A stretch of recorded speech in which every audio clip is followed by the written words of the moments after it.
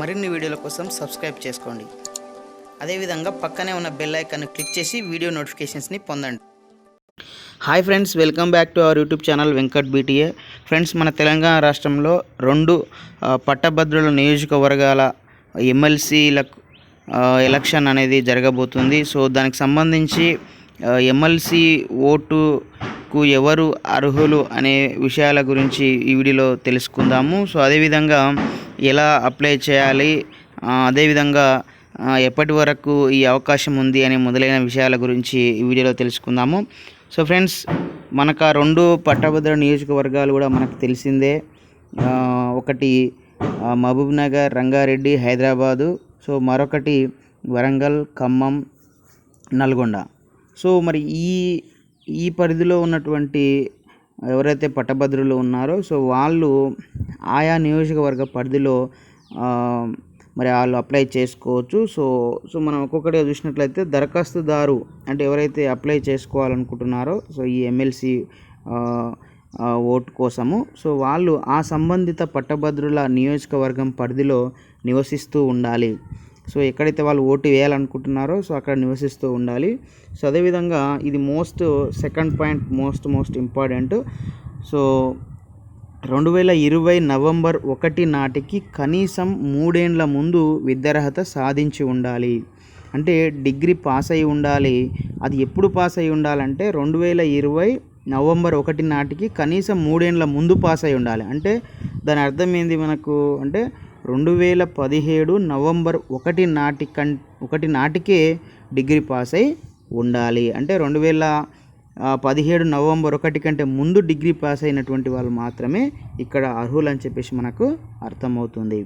So next దరఖాస్తుకు ఏ విధంగా చేయాలనేది చూడండి. మనకు ఆఫ్లైన్లో అయితే తాజా పాస్పోర్ట్ సైజ్ ఫోటోను అతికించాలి. సో ఆఫ్లైన్లో అంటే మనకు తెలుసు, మనము ఎంఆర్ఓ ఆఫీస్కి వెళ్ళి మనము ఫామ్ 18 తీసుకొని ఫిలప్ చేసి ఇవ్వాల్సి ఉంటుంది. సో మాన్యువల్గా. సో ఇది ఆఫ్లైన్ అంటాము.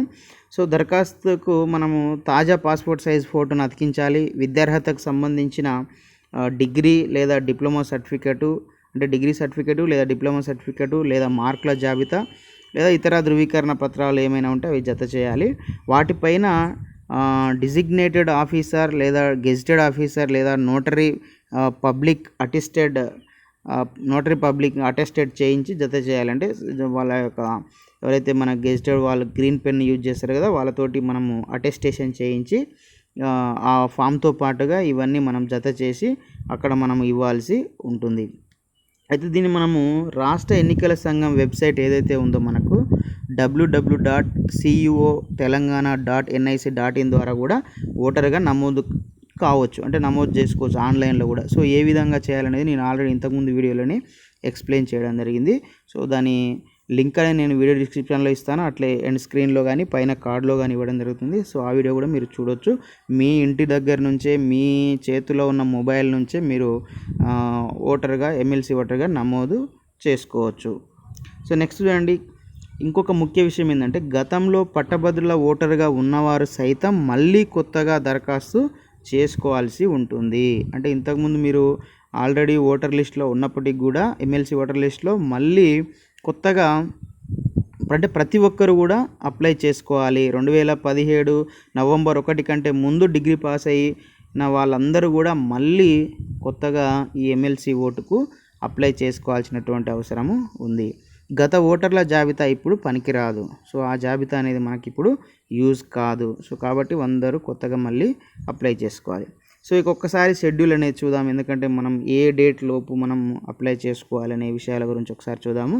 సో ఇక షెడ్యూల్ చూసినట్లయితే పెద్ద మొత్తంలో వచ్చే దరఖాస్తులు పోస్ట్ ద్వారా వచ్చే దరఖాస్తులను స్వీకరించరు. అంటే పోస్ట్ ద్వారా మనము పంపిస్తే స్వీకరించరు. బై హ్యాండ్ అనేది మనము అక్కడికి వెళ్ళి ఇవ్వాల్సినటువంటి అవసరం ఉంటుంది. సో నెక్స్ట్ చూసినట్లయితే ఫామ్ 18 ప్రకారం దరఖాస్తుల స్వీకరణకు 2020 నవంబర్ 6 చివరి తేదీ. సో ఇది చాలా ఇంపార్టెంట్. నవంబర్ 6 లోపే ఈ యొక్క ఎమ్మెల్సీ ఓటు దరఖాస్తులను తీసుకుంటారు. సో ఫామ్ 16 ప్రకారం మనం ఇంతకుముందు చెప్పినట్లుగా లేటెస్ట్ పాస్పోర్ట్ సైజ్ ఫోటో అతికించి తర్వాత మన యొక్క డిగ్రీ సంబంధించినటువంటి మెమో అతికించి అవన్నీ ఫిలప్ చేసి అక్కడ నవంబర్ 6, 2020 లోపు ఇవ్వాల్సినటువంటి అవసరం ఉంటుంది.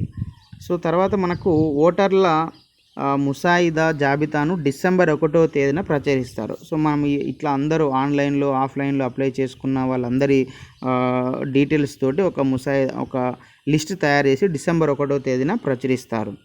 సో అది మేబీ ఆన్లైన్లో ఉండే అవకాశం ఉంటుంది. అక్కడ మన యొక్క ఎక్కడైతే మనం ఇవ్వడం జరిగిందో అక్కడ కూడా డిస్ప్లే చేయడానికి అవకాశం ఉంటుంది.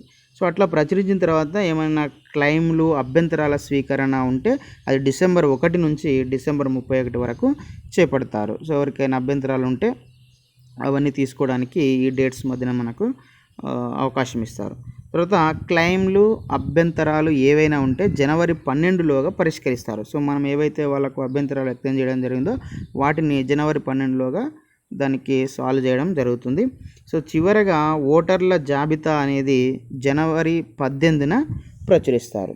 సో అన్నీ క్లియర్గా మొత్తం చెక్ చేసి తుది జాబితాను జనవరి 18, 2021న మనకు ప్రచురించడం జరుగుతుంది. సో ఇది ఫ్రెండ్స్, మరి చదువుకున్నటువంటి వాళ్ళు డిగ్రీ పట్టా పొందినటువంటి వాళ్ళు ఎవరైతే ఉన్నారో సో వాళ్ళు మనకు ఎమ్మెల్సీలో మనకు అక్కడ మన యొక్క ఈ పట్టభద్రుల తరపున అదేవిధంగా చదువుతున్న వారి తరపున అంటే ఉద్యోగాల కల్పనకు అదేవిధంగా మన యొక్క మంచి భవిష్యత్తు కోసం వాళ్ళు సలహాలు సూచనలు ఇవ్వడానికి ఈ ఎమ్మెల్సీలను మనము పంపించాల్సి ఉంటుంది మండలికి. సో కాబట్టి 2017 నవంబర్ 1 కంటే ముందు డిగ్రీ పాస్ అయినటువంటి వాళ్ళందరూ కూడా మీ ఓటును అప్లై చేసుకోండి. సరైనటువంటి వ్యక్తిని ఎన్నుకోవాల్సినటువంటి అవసరం అయితే చదువుకున్న వ్యక్తులుగా మనందరిపైన ఉంది. సో ఆ విధంగా మీరందరూ చేస్తారని ఆశిస్తూ, సో ఇది ఫ్రెండ్స్ మరి ఎమ్మెల్సీ ఓటర్కి సంబంధించి ఎలిజిబిలిటీస్ అదేవిధంగా షెడ్యూల్ సంబంధించిన అప్డేట్ సమాచారము. సో ఈ వీడియో మీకు నచ్చితే లైక్ చేయండి, షేర్ చేయండి. ఇలాంటి ఎడ్యుకేషనల్, ఎంప్లాయ్మెంట్, టెక్నాలజీ సంబంధించిన పొందడం కోసం మన యొక్క యూట్యూబ్ ఛానల్ వెంకట్బిటిని సబ్స్క్రైబ్ చేసుకోండి. Okay friends, thanks for watching this video. Bye, have a nice day.